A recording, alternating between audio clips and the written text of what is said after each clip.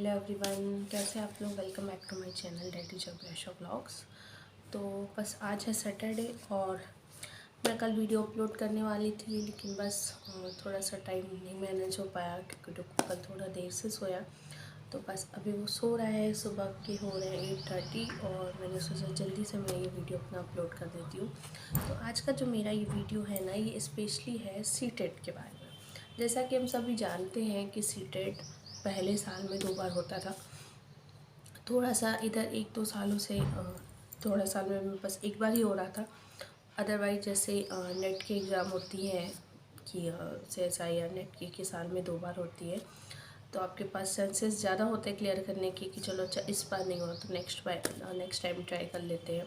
अगर कोई चीज़ साल भर में एक बार ही आती है तो फिर आपका अगर इस साल क्लियर नहीं हुआ तो फिर सीधे अगले साल में ही आपको उस चीज़ को क्लियर करना पड़ता है। सामने लाइट है तो उसका रिफ्लेक्शन थोड़ा सा मेरे ग्लासेस पे आ रहा है, तो प्लीज़ उस चीज़ को थोड़ा सा इग्नोर करिएगा। तो इस बार फिर से साल में 2 बार आपका सीटेट होने वाला है। जैसा कि हम लोग जानते हैं कि दिसंबर जनवरी में हमारा सीटेट हुआ था, दिसंबर 22 से जनवरी 23 तक में, और उसका रिजल्ट भी मार्च में आ गया था। कट ऑफ 90 लगभग गई है, जनरल की वही 82-83, OBC और SC/ST की गई थी। तो जैसा कि उम्मीद लगाई जा रही थी, काफ़ी सारे ऑनलाइन कोचिंग में और हर जगह से नोटिफिकेशन आ रहा था कि वैकेंसी आएगी, जुलाई में आएगी। लेकिन वो होता है ना कि बच्चे जब तक वैकेंसी आ नहीं जाती है सही तरीके से, वो अपनी कमर कस के प्रिपरेशन नहीं शुरू करते, क्योंकि लगता है अभी तो आई नहीं, पता नहीं आएगी कि नहीं आएगी।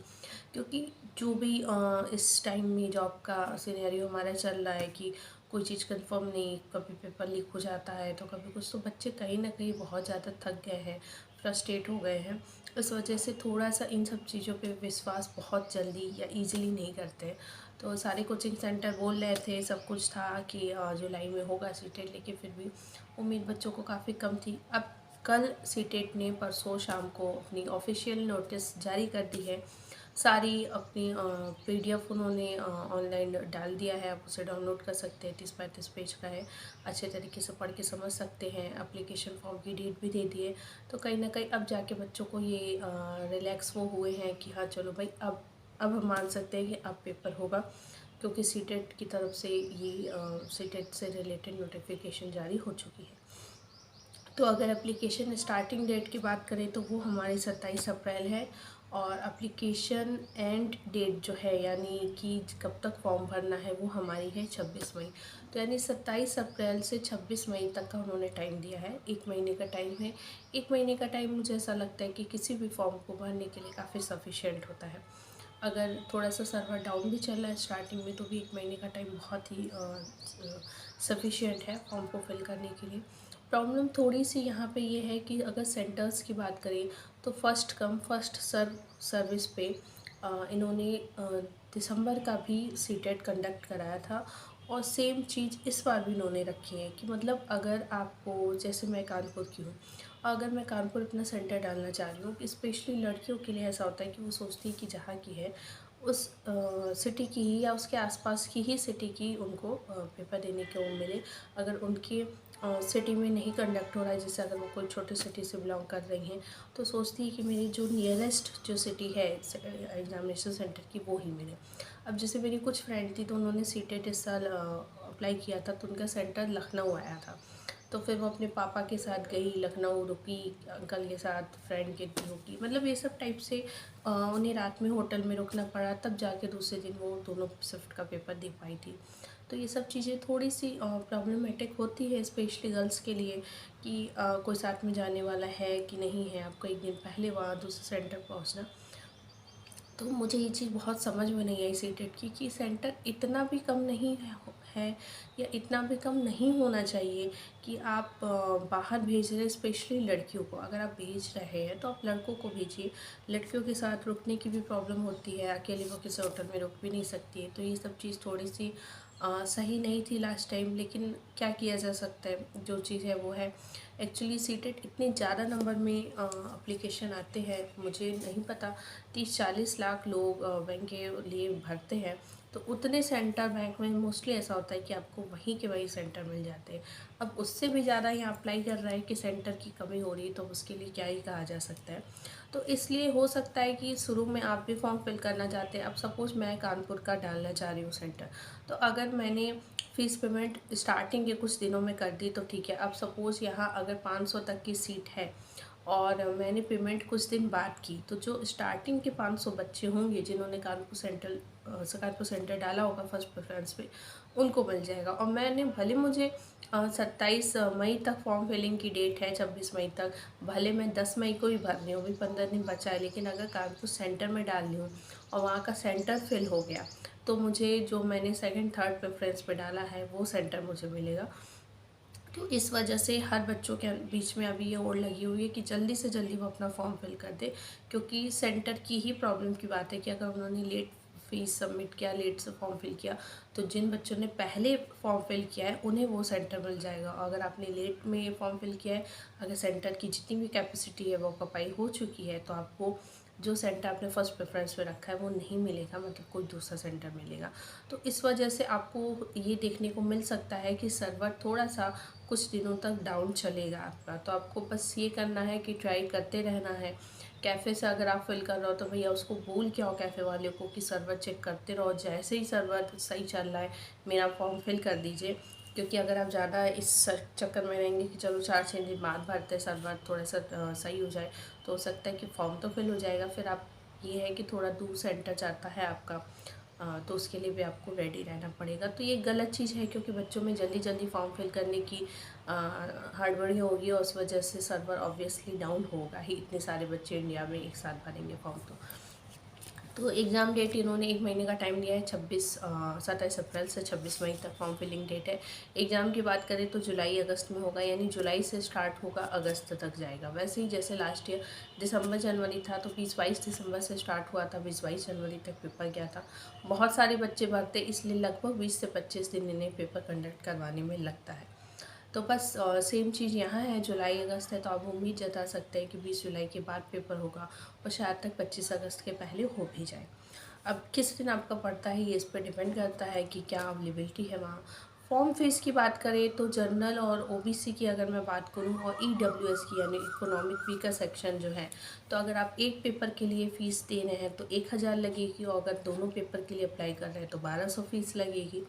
और अगर मैं एससी एसटी और पीएच की बात करूँ तो एक पेपर के लिए आपको 500 फीस लगेगी और दोनों पेपर के लिए 600 लगेगी। तो इसलिए मोस्टली बच्चे दोनों पेपर का ही भरते हैं, क्योंकि एक ही जगह सेंटर पड़ता है दोनों पेपर का, सुबह शाम में हो जाता है पेपर, तो 100 रुपये का फ़र्क है, तो उससे अच्छा ऐसा वही कि दोनों ही पेपर दे दिया जाए। तो यही चीज़ होती है। अगर फॉर्म फिलिंग की बात करें तो जब आप अपना नाम वगैरह डाल के रजिस्ट्रेशन करेंगे तो आपसे वो एक पासवर्ड मांगेंगे। जनरली जैसा पासवर्ड होता है कि 8 से 13 वर्ड का होना चाहिए, उसमें लोअर केस अपर केस जैसे alpha beta gamma delta hashtag @ ये सब टाइप के जो केसेस होते हैं वो पासवर्ड में होनी चाहिए। आप पासवर्ड अपना इस टाइप का क्रिएट करेंगे और उस पासवर्ड को नोट करके रखिएगा, क्योंकि जब भी आप लॉगिन करेंगे फॉर्म में कोई चेंज करने के लिए, पेमेंट करने के लिए या फिर अपना एडमिट कार्ड डाउनलोड करने के लिए, तो आपको इस पासवर्ड की ज़रूरत, रजिस्ट्रेशन नंबर की और पासवर्ड की ज़रूर ही पड़ेगी। तो ऐसा पासवर्ड बनाइएगा जो आपको याद रखने में इजी हो। अगर आप याद नहीं भी रख पा रहे तो कहीं फ़ोटो वगैरह खींच के या लिख के रखिएगा, जिससे आप उस चीज़ को जब ज़रूरत हो तो यूज कर सकें। और फ़ोटो और साइड स्कैन किया हुआ लगेगा। फ़ोटो की बात करें तो 10 to 100 KB साइज़ की फ़ोटो होनी चाहिए और 3 to 30 KB साइज़ का आपका सिग्नेचर होना चाहिए। फादर नेम, मदर्स नेम, आपका खुद का नाम जो है, ये सब आपके 10th की मार्कशीट के अकॉर्डिंग होना चाहिए। मतलब आपके हाई स्कूल की मार्कशीट में जो पहला बोर्ड आपने लाइफ पे दिया था, उसमें आपका नाम, आपके फादर मदर का जो नाम दिया हुआ है वही आपको उसमें डालना है। तो मतलब आप ये समझ सकते हैं कि आपको हाई स्कूल की मार्कशीट साथ में रख के बैठनी है। जो जो जैसे जैसे नाम लिखा हुआ है वैसे वैसे फिल करना है, क्योंकि अगर मिसमैच हुआ तो आपको आगे चल के प्रॉब्लम हो सकती है। तो हाई स्कूल की मार्कशीट साथ में रख के तब फिर फॉर्म फिल करने बैठिए। और अगर पेपर की बात करें तो शिफ्ट 1 शिफ्ट 2 में पेपर होगा।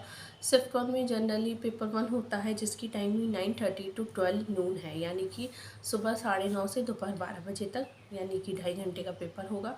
अगर शिफ्ट 2 की बात करें तो वो दोपहर में 2:30 से 5 है, 2:30 to 5 PM, यानी ये भी वही 2.5 घंटे। तो पहला है 9:30 से 12, फिर 2.5 घंटे का आपको गैप मिलेगा, फिर है 2:30 से 5।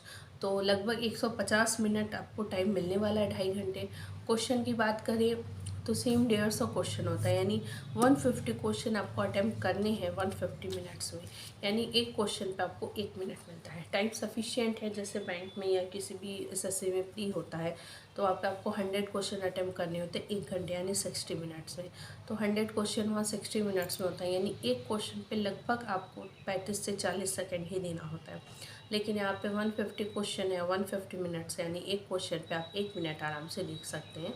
तो टाइम अच्छा है, अगर आप सही तरीके से यूज करें तो काफ़ी अच्छी प्रिपरेशन करके आप पेपर अच्छा दे सकते हैं।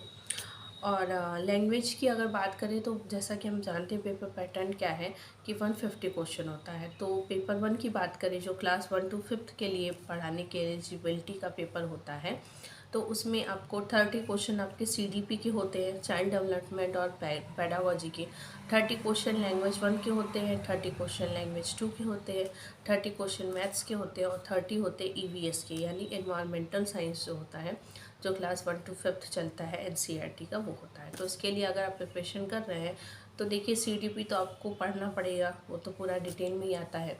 हिंदी इंग्लिश मतलब लैंग्वेज 1 लैंग्वेज 2 जो होता है, तो सपोज एक लैंग्वेज इंग्लिश हो गई और उन्होंने टोटल 20 लैंग्वेज दी हुई है, 20 लोकल लैंग्वेज। तो लैंग्वेज 2 तो लैंग्वेज 1 2 में से एक इंग्लिश आपको रखनी कंपलसरी है, चाहे वो आप लैंग्वेज 1 में रखिए चाहे लैंग्वेज 2 में। 1 2 में क्या होता है कि 1 का पेपर थोड़ा टफ होता है और लैंग्वेज 2 का थोड़ा ईजी होता है। तो लैंग्वेज 1 में ये माना जाता है कि हमारी फर्स्ट प्रेफरेंस है और लैंग्वेज 2 हमारी सेकंड है। तो सेकंड प्रेफरेंस जो होती है लैंग्वेज 2, वो कंपैरेटिवली फर्स्ट से थोड़ी इजी होती है। तो ज़्यादातर लोग लैंग्वेज 2 को ही इंग्लिश सेलेक्ट करते हैं, क्योंकि अगर लैंग्वेज 1 आपकी लोकल लैंग्वेज रखेंगे तो वो पेपर थोड़ा टफ भी आता है। तो थोड़ा सा आप लोकल लैंग्वेज होने की वजह से कर सकते हैं। जैसे इधर यूपी के ज़्यादातर लोग लैंग्वेज 1 हिंदी रखते हैं, तो हिंदी में ये है कि थोड़ा सा आप अपना दिमाग चला सकते हैं, पेपर थोड़ा हाई लेवल का है तब भी। और अगर लैंग्वेज 1 में इंग्लिश रखोगे तो इंग्लिश मुझे हाई लेवल की एक्सपेक्ट करनी है पेपर में। तो ज़्यादातर लोग लैंग्वेज 2 में इंग्लिश रखते हैं, जिससे इंग्लिश का लेवल थोड़ा सा ठीक ठाक रहे। और लैंग्वेज 1 में वो अपनी लोकल लैंग्वेज रखते हैं। तो 20 लोकल लैंग्वेज उन्होंने उड़िया, तमिल, तेलुगु, पंजाबी, कन्नड़ ऐसे करके, हिंदी वगैरह करके 20 लोकल लैंग्वेज, गुजराती, मराठी दी हुई है। तो कोई भी एक लोकल लैंग्वेज आप जिस स्टेट से बिलोंग करते हो, जिस पे आपकी फ्लुएंसी और पकड़ अच्छी है, आप सेलेक्ट कर सकते हो। लैंग्वेज 2 में आपको इंग्लिश सेलेक्ट करना कंपलसरी है, मतलब लैंग्वेज 1 और 2 में से एक लैंग्वेज इंग्लिश ही होनी चाहिए, एक आपकी लोकल लैंग्वेज होनी चाहिए। तो आपको लैंग्वेज 1 या लैंग्वेज 2 में से कोई भी एक आप इंग्लिश की रख सकते हैं और एक आपको लोकल लैंग्वेज रखनी है। तो पहला क्वेश्चन 30 नंबर का CDP होता है, फिर 30 नंबर के लैंग्वेज 1 है, 30 के लैंग्वेज 2 है। ये आपको ग्रामर बुक से प्रिपेयर करना होगा, पैसेज वगैरह सॉल्व करने होंगे पुराने पेपर के। 30 क्वेश्चन मैथ्स का होता है, तो मैथ्स आपका पेपर 1 के लिए क्लास 1 to 5 की अगर आप बुक पढ़ लेंगे तो वो सफिशिएंट है सॉल्व करना मैथ्स के लिए। और पेपर 2 की बात करते हैं तो उसमें मैथ्स के लिए जो 30 क्वेश्चन होते हैं, उसमें आपको क्लास 6 7 8 की NCERT की बुक सॉल्व करनी होती है। फिर 30 क्वेश्चन होते हैं EVS के, तो 1 to 5 में EVS होता है एनवायरमेंटल साइंस, तो वही क्लास 1 to 5 के बच्चों की एनवायरमेंटल साइंस की बुक आप NCERT पढ़ लेते हो तो आपका बुक तैयार हो जाएगा। और पेपर 2 के लिए क्लास 6 7 8 की आप साइंस की बुक आपको NCERT की पढ़नी ज़रूरी है। तो पेपर 2 में भी यही चीज़ होती है, 30 क्वेश्चन का CDP होता है, 30 question language 1, 30 question language 2, 30 question का साइंस और 30 क्वेश्चन का मैथ्स। अगर आप आर्ट्स से हैं तो 30 क्वेश्चन 60 क्वेश्चन के जो ये मैथ और साइंस होते हैं एक साथ, वो 60 क्वेश्चन का आपका सोशल साइंस होगा। तो और CDP और लैंग्वेज 1 2 ये सबकी सेम होगी। तो पेपर 1 पेपर 2 पैटर्न सेम ही है, बस CDP है, दोनों लैंग्वेज है, मैथ है, साइंस है। तो डिफरेंस क्या है, डिफरेंस लेवल में है। अगर पेपर 1 2 के लिए अप्लाई कर रहे हैं तो क्लास 5 तक की पढ़ी हुई चीज़ें आएंगी। अगर पेपर 2 के लिए अप्लाई कर रहे हैं तो क्लास 6 7 8 की पढ़ी हुई अभी चीज़ें आएंगी। निगेटिव मार्किंग नहीं है, तो आप 150 क्वेश्चन 150 मिनट्स में कर रहे हैं, तो कोई क्वेश्चन आपको अगर डाउट लग रहा है, कंफर्म नहीं है, तो आप तुक्का लगा के आ सकते हैं, क्योंकि निगेटिव मार्किंग नहीं है तो आपके मार्क्स नहीं कटेंगे। ये बस एक प्लस पॉइंट है जो मुझे समझ में आया। और कट ऑफ की बात करें तो इस साल भी 91 के लगभग जनरल की कट ऑफ गई है 150 में, और 82 के अप्रॉक्स गई है OBC SC ST PH के लिए कट ऑफ आपकी 150 में। तो 90 कट ऑफ भले है, लेकिन फिर भी आप मान के चलिए कि 150 में अगर 120 प्लस या 115 प्लस मार्क्स आते हैं तो वो एक अच्छा मार्क्स आपका काउंट किया जा सकता है। सीटेट का नंबर भी अब सुपर 10 में जोड़ने वाला है, ऐसी न्यूज आई है। तो जो बच्चे पहले भी सीटेट क्लियर कर चुके हैं वो भी इस बार सीट के लिए वापस से अप्लाई करेंगे, जिससे अगर उनके नंबर पिछली बार में कम है तो इस बार बढ़ सके। तो भीड़ वापस से उतनी ही होने वाली है, शायद ज़्यादा ही हो सकती है, क्योंकि जो बच्चे पहले क्लियर कर चुके हैं वो भी अगर कम नंबर से किए हैं तो उन्हें अपने नंबर बढ़ाने के लिए फिर से करना है, क्योंकि नंबर्स सुपर टेट में आपके ऐड होंगे। तो बस एक छोटी सी मेरे पास इंफॉर्मेशन थी सीटेट के लिए। अगर आप चाहते हैं अच्छी तैयारी करना तो बस 1 से 2-4 दिनों में आपको अलग अलग कोचिंग के बैच ऑनलाइन स्टार्ट हो जाएंगे। उनका आप स्टडी मटेरियल भी डाउनलोड कर सकते हैं, कोचिंग भी ज्वाइन कर सकते हैं। जो टारगेट लगभग अपना मई, जून और जुलाई 2.5 महीने का लेके चलेंगे सीटेट कंप्लीट करने के लिए। और मुझे ऐसा लगता है कि अगर आप प्रॉपर प्रिपरेशन चाहते हैं तो कोई एक कोचिंग आपको ज़रूर ज्वाइन करनी चाहिए। मैं भी आपके साथ अब अपनी सीटेट की प्रिपरेशन की स्ट्रेटजीज शेयर करूँगी। मैं क्या पढ़ रही हूँ, क्या सॉल्व कर रही हूँ, वो अब मैं आपके साथ शेयर करूँगी। तो अगर आप मेरे चैनल पे नए हैं तो मेरे चैनल को ज़रूर से सब्सक्राइब करिएगा, जिससे सीटेट की अब जो भी लेटेस्ट न्यूज़ है, जो भी मैं क्वेश्चन सॉल्व करूँगी, जो भी मैं पढ़ूँगी, तो वो मैं आपके साथ ज़रूर शेयर करूँगी। तो उसकी अपडेट्स आपको मिलती रहे। जो भी कोचिंग वगैरह का अगर मैं कुछ देखती हूँ तो वो भी मैं आपके साथ शेयर करूँगी। मैथ्स के क्वेश्चन, साइंस के क्वेश्चन, वो भी मैं आपके साथ शेयर करूँगी। एक और सरप्राइज़ है जो मैं आपको बहुत जल्द आपके साथ शेयर करूँगी, आपके वीडियो से ही रिलेटेड है, जिससे आपको पढ़ने में थोड़ी और आसानी हो। उसके लिए मैंने कुछ सोचा है, तो बस 3-4 दिनों में आपको वो भी पता चल जाएगा। तो बस ये मान के चलिए कि मैथ, साइंस, इन सब की प्रिपरेशन हमें अच्छे से करनी है। लैंग्वेज 1, लैंग्वेज 2 जो भी है, जितना प्रीवियस है सॉल्व करेंगे। हाँ, तो बस टुक्कू सो के उठ चुका है, इसलिए मैं इस वीडियो को यहीं पे एंड कर रही हूँ। तो अगर आपको वीडियो अच्छा लगा होगा तो वीडियो को लाइक करिएगा, शेयर करिएगा और चैनल को सब्सक्राइब करना बिल्कुल भी मत भूलिएगा। Bye bye.